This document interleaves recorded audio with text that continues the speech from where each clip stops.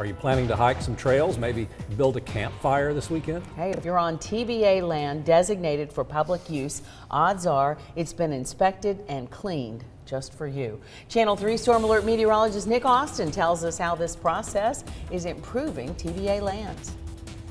Land condition assessments have been done for years, but since 2010, the process has become better managed and more standardized. Meet Jack Muncie, a 42-year veteran of TVA. He and about a dozen other people are natural resource specialists. They check properties which could be improved for public use or designated for conservation, something he's loved since childhood. I grew up on a farm in rural East Tennessee up near Cumberland Gap, if you know where Cumberland Gap is.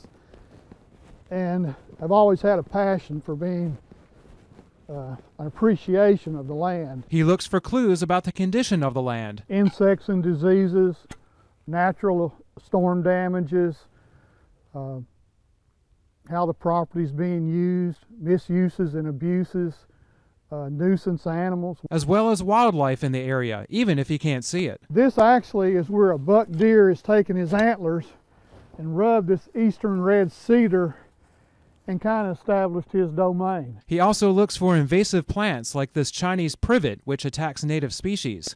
He looks at tree trunks for signs of illegal shooting. He clears litter, anything from beer cans to tires.